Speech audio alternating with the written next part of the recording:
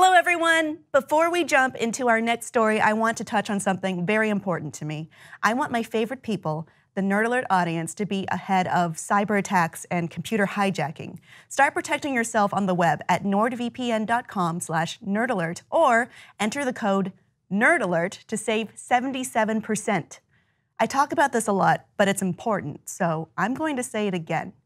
Your data is a vital commodity that hackers, greedy corporations, and even Russian malware creators are trying to take over every day. The FBI just put out a warning about a sophisticated malware system linked to Russia that may have infected at least 500,000 home and office routers in over 54 countries.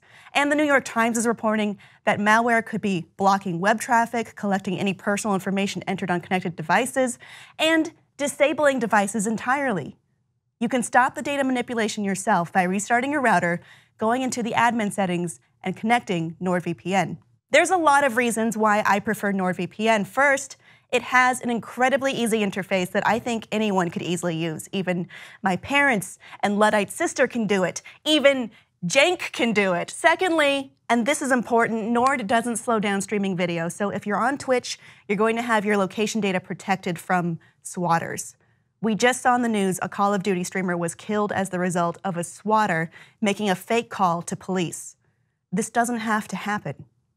Nord is the fastest VPN product you can find. It won't throttle you like a direct Tor connection, and they've quadrupled their amount of servers to keep you safe without interrupting the rest of your life. I use it, I really like it, and now I can help you get it for 77% off just by using the code NERDALERT at nordvpn.com/NerdAlert. That's an incredibly low price. You can protect yourself each month for less than the price of bacon-flavored dental floss, except the VPN service is, you know, a lot more useful. Being a Harry Potter fan is a great thing. You get to celebrate. There are other people all over from maybe your same house, maybe different houses, maybe your enemy house. But you all get together and do all sorts of things like go drinking on pub crawls or maybe a skate night. Not anymore. Warner Brothers is putting the kibosh on it, and it might be sad. You might feel drained of happiness and love and feel like there's a Dementor right up in your face. Just gonna say, damn Dementors. Swirling around, sucking away my joy. But in a sense, Warner Brothers is cracking down on Harry Potter fan festivals, fan events across the country, notably in Chestnut Hill, Aurora, Illinois, Ithaca, New York. All around the country this is happening. It's not the first time it's happened either. You may recall a few years back, a woman in 2003 had a dinner party that was themed for 30 people, and she got a cease and desist for that.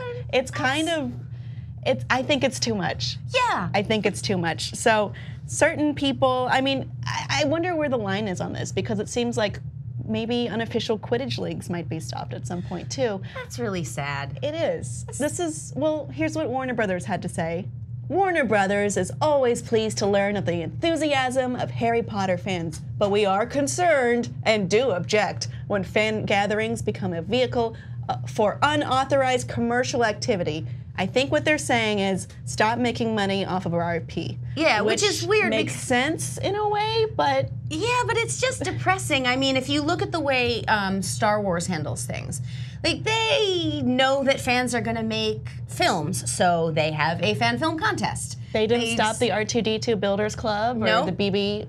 No, and Builders Club. Yeah, they sort of want to encourage this sort of thing because all it does is fuel fans. Like I own many things that are Ravenclaw. I know you're also Ravenclaw. Yeah, and I bought them from a place called Whimsic Alley. Yes, which used to exist in Los Angeles. It was a mom and pop store. Yeah, that was based around. At first, it was all Harry Potter fandom. Then it turned into anything that's English.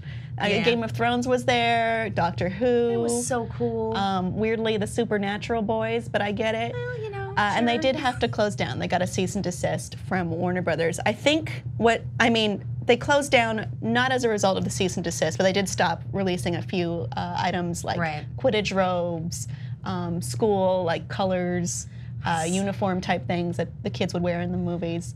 And I can see why we have the Wizarding World of Harry Potter at Universal Studios, also in Los Angeles. But that's not cheap, and not everybody can afford to do that. And I think some of their stuff is inferior. Okay? Some of it, I don't want a shirt that just says Gryffindor. They would never wear this. No. Although, in Hogwarts Mystery, I do have my Ravenclaw shirt, which does say Ravenclaw across it. If it looks like Molly Weasley made it, it's okay. That's true. But if it's just like a t-shirt with a screen print that says, Ravenclaws are the best, I'm not going to buy it. I mean, they are. I'm not going to buy it. And no, I think that's subjective as well, even though that is mine.